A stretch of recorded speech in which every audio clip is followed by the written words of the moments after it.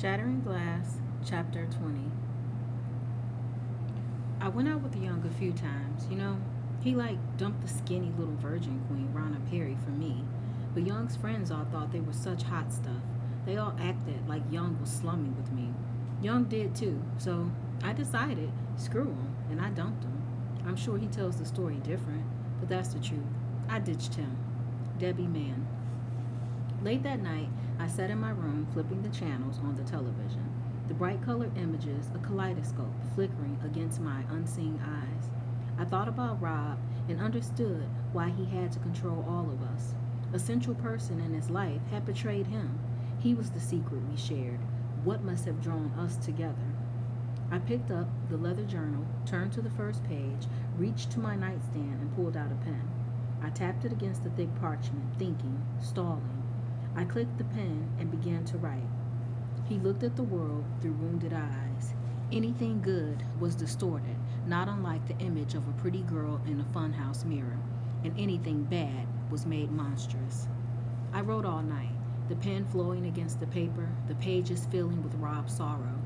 As I wrote, I began to understand more, pulling off layer upon layer of past hints, clues to the inner Rob that I hadn't seen. I knew that no matter what, I'd never betray him. Coop had a day off, so we went to the beach to run as dogs. As we jogged, our sneakers slapped against the wet sand. Coop ran, loose and steady, more at ease than I'd seen him in weeks since he took the ACT. The dogs bounded and splashed, barking at seagulls and running from waves. Coop, you know you've got a pass on the ACT. Why are you still working out like this? Just because Simon's gonna get me an 18 on the test doesn't make me any smarter. I huffed alongside. Is there a connection I've missed here? This is great. I'm explaining something to you. Simon takes the test. I get the scholarship. I still gotta go to school. I don't just go play ball. I still don't get why we're running. Young, I have to be in such great shape and show so much hustle that the coach won't have any reason to dump me. I have to make it worth his trouble to get me tutors and stuff. Keep me eligible. Makes sense, I said, sounding as wheezy as Simon. Can we slow down? One of the dogs fainted. Coop laughed, big and full chested. Happy. Sure, I'll run again later. I still need to trim off a couple of pounds. He patted a stomach that looked like granite. Dropping the gate to a walk, I asked, doesn't Simon work out with you anymore? Coop stopped and raked his fingers through his hair. The wind pushed it forward over his eyebrows. His wide open face was flushed and shining with good health, but he caught his bottom lip between his teeth and his eyes darkened with trouble. I don't know what to think about Simon.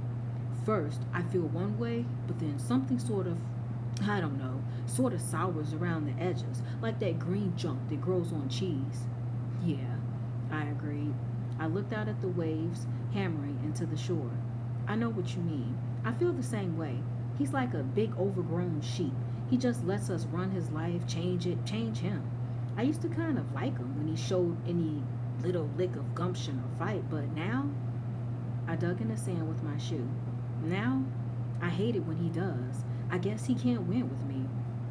Then he goes and hands me a life, Coop interrupted, so deep in his thoughts he hadn't heard mine. That's exactly what he's doing by taking the ACT from me. I don't know. I see him gaining that weight, and it's like I see Dad in that chair telling me I'll be just like him. I want to punch Simon out for giving up on his body, but then I remember what he's doing for me. I knew. Glass was my funhouse mirror. December 28th dawned gray and grim. The doorbell pulled me away from a rerun of Mr. Deeds Goes to Town. I loved movies where you knew the good guys really were good, and in the end, the bad guys will get it in the gizzard. I opened the door to see Rob, decked out in a new polo jacket. Didn't think you'd be back this soon. Great jacket. Did you rob a bank? FFO with my grandparents. This was a consolation prize. Can I come in, or do you want to wait until it starts raining?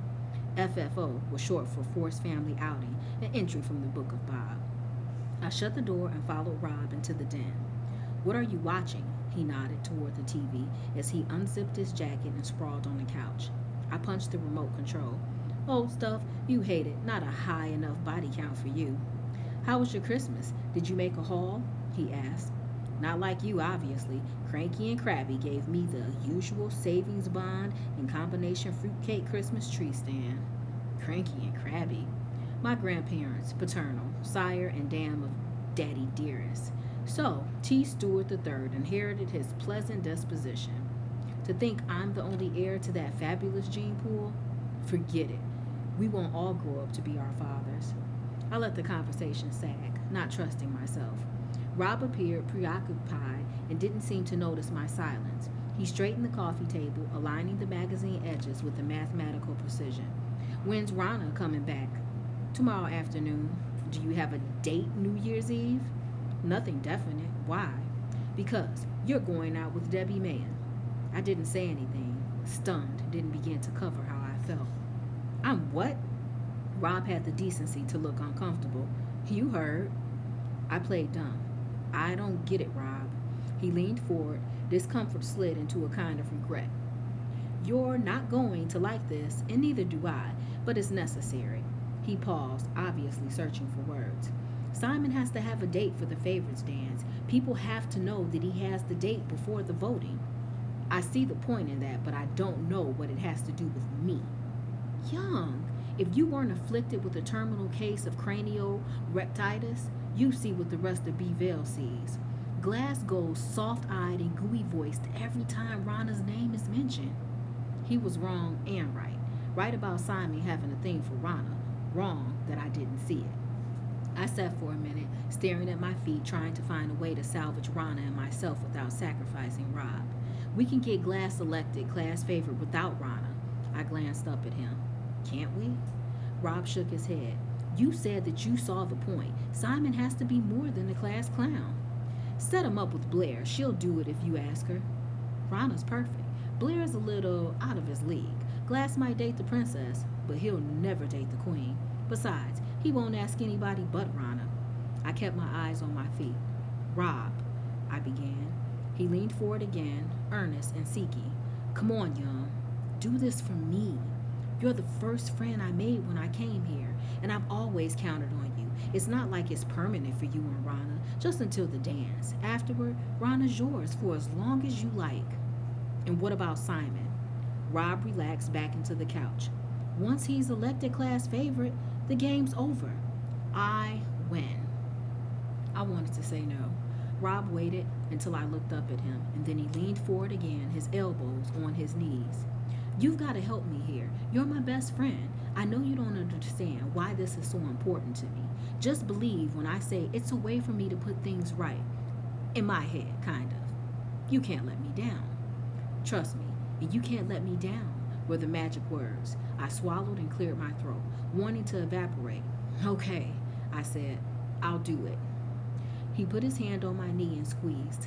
Thanks. But why so soon? It's only December. End of December, it's only 6 weeks until the dance. You have to cool it with Rana to give Simon a clear path. He's not going to ask Rana to the favorites dance if you're still in the picture. And it's barely enough time for Rana to get the picture that it's over for you two, and she may as well go out with Simon. She won't go. Yes, she will. She'll be nominated for junior class favorite. She'll have to go. I'll make sure no one else asks her. I leaned back and rubbed my face as if washing it. All right. But I'm telling Rana what's going on. I don't want to. I paused, groping. Hurt her. She'll understand. Maybe. Rob pulled his hands from behind his head and rested them on his knees as he sat forward. No, you won't, young. You won't. His words were measured and mechanical, but his tone almost pitying. Why not? Because we can't take the chance. If she gets pissed because you're passing her off to Glass, it's all over. She's got to believe you've dumped her, and we can't risk that. She'll tell Simon that it's a setup. Simon has to believe it too. What I agreed to, and why, what made me do what Rob wanted. Deep in my gut, I knew it was wrong, but I didn't have to betray Rob, and I could still get Rana back. Maybe I could have it all if I just did what Rob told me to do.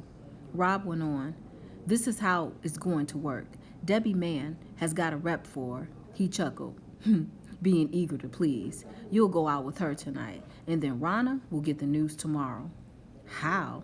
Blair will call, leave a message on her machine. She's got one, right? I thought of the perky voice. Hi, this is Rana. Tell me something I don't know. But wait for the.